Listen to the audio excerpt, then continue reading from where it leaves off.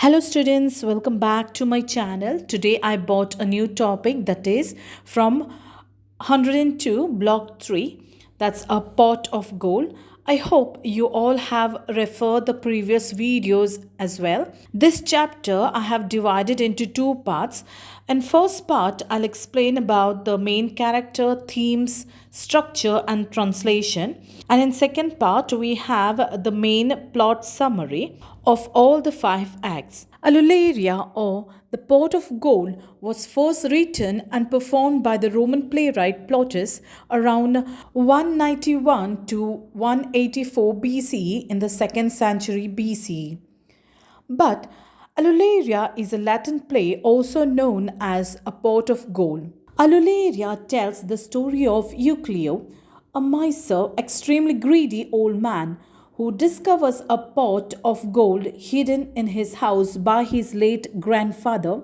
The household god, that is La Familiaris, reveals in the prologue that he placed the gold there because Euclio's daughter Phaedria is virtuous. When we start writing any story, we should know the major themes and the main characters, because when we write our answers for exam, we have to mention all this in detail. First, we will start with the major themes. We have greed and miserliness, that is a central theme.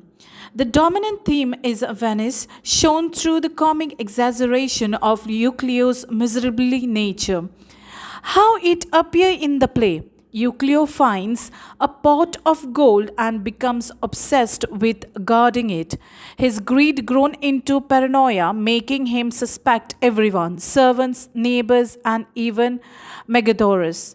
He refuses to spend even basic amount of his daughter's wedding. His life becomes controlled by fear instead of happiness. Why this theme is important? Plautus criticized the Roman obsession with wealth and shown that greed does not bring security but only anxiety. The gold does not improve Euclid's life, instead it destroys his peace of mind. Second, we have paranoia and fear. Greed leads Euclid into irrational fear. His paranoia becomes a source of comedy but also a moral warning. For example, he constantly checks on the pot of gold. He drives away innocent people, assuming they want to steal his treasure. He becomes socially isolated. This theme reinforces the message that wealth can enclave the mind, making a man lose trust in everyone around him. Third, we have domestic secrecy and family shame. Another important theme is secrecy within the household. For example, Phaedria's pregnancy is hidden from Euclio. A La Familiars narrate what Euclio does not know. Lyconides hides his guilt until later. This secrecy creates dramatic irony. The audience know the truth, but Euclid does not. The theme also highlights social expectations about family honor, dowry, and family reputation in Roman society. Next, we have poverty versus wealth. Plautus contrasts the conditions of the poor and the wealthy. Euclid, that is poor but suddenly becomes rich, fearful and insecurity. Megadorus, that is a wealthy, confident, generous, seeks to marry without demanding dowry. And Lyconides, that is from a better family but irresponsible. The theme shows how wealth changes character and how society judges people based on money. Next, we have marriage, dowry, and social custom. That is, a Roman marriage custom plays a major role. Important points are marriage was seen as a social contract involving money and status. Megadorus' proposal is shocking because he asks for no dowry. Euclid's panic increasing because he fears the wedding will expose his gold. The marriage between Lyconides and Phaedria restores social order at the end. Through this, Plautus highlights economic motives behind marriage, the pressure of maintaining family honor, and the position of women in Roman society. Next, we have divine supervision and morality.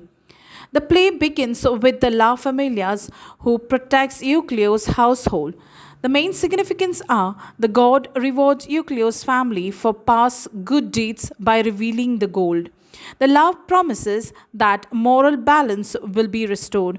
The presence of a deity hints that moral justice exists above human folly. These themes add a moral dimension to the comedy. Next, we have a comic deception and trickery. Plautus comedies always include clever slaves and tricksters. In Alularia, Stobulus represents cunning and wit as he discovers and steals the pot of gold. This theme adds excitement and speed to the plot, shows the intelligence of lower class character and represents the unpredictability of life. Next, we have social critic. Plautus uses humor to criticize Roman society. What he criticizes first is excessive love of money, second, social inequality, third, hypocrisy and moral behavior, fourth, mistreatment of women, and fifth, blind trust and economic status. Through laughter, the audience sees the flaws in everyday Roman life. Next, we have structure and metrical pattern. That's the Plautus use of varied meters to create rhythm and comedy. Alularia follows the typical Plautine metrical alternation.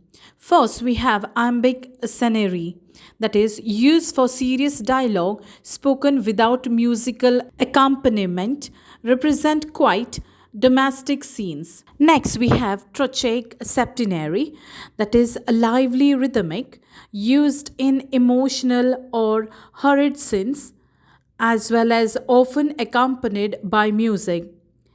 Third, we have polymetric songs, which is used in monologues or comedic interruptions.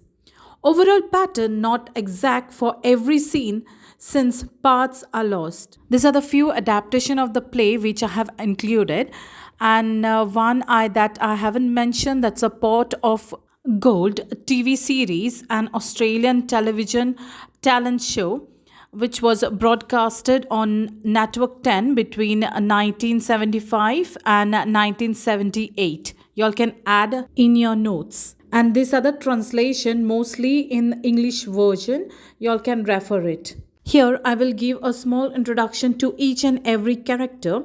First we have Euclio, that is the miser, the central character, the protagonist of the play. A poor old man who discovers a pot of gold hidden by his ancestor becomes extremely suspicious, paranoid, and greedy. Thinks everyone wants to steal his gold. His fear creates the comedy of the play. By the end, he reforms and gives the gold as dowry for his daughter, represent the miser archetype in world literature. Second, we have Euclio's daughter, Fedaria, young, virtuous, modest girl, secretly pregnant by Lyconides. The reason why La reveals the gold to Eucleos to help her future does not appear much on stage but is central to the story, symbolizes innocence and family honor. Next, we have Lyconides, the young lover, the young man who loves Fedaria. He is the father of her unborn child, wishes to marry her and restore her honor. Honest, unlike many comic lovers in Roman plays, send his servant Stobulus to help him. Next, we have Megadorus, a wealthy elderly bachelor. Eucleus, a rich neighbor, wants to marry Fedaria without dowry. Honest and generous, but totally unaware of the secret pregnancy. His wedding preparation increases Eucleus' paranoia, represents the foolish elderly lover in comedy. Then we have La Familiaris, the household god, that is, prologue speaker, introduces the play, has protected the family for generations. He revealed the pot of gold to Eucleus because of Fedaria's goodness, gives the audience secret that characters don't know, creates dramatic irony in the play. Then we have Staphyla, that is Euclius' elderly maidservant. Known about Phaedria's pregnancy, loyal but constantly scolded and suspected by Euclius, comic victim of Euclius' temper. Then we have Stobulus, that is Lyconid's clever servant, typically Paultine slave, witty, bold, street smart. Observe Euclius' behavior and realizes he is hiding something. Steals the pot of gold, eventually caught, and brings the pot to its climax. Then we have Eunomia, that is Megadorus' sister, advises Megadorus to get married. Mild comic character, but appear briefly but sets the marriage plot in motion. Last, we have the cooks and servants. They were hired by Megadorus for the wedding feast, represent noise, chaos, and humor. Euclius suspects them of stealing his gold. They mock his poverty and madness, provide lively, farcical comedy. That's all for today, students. Thank you for watching my video. Please do like, share with your friends, those who are doing the graduation. And don't forget to subscribe. Next video, I will be uploading part 2.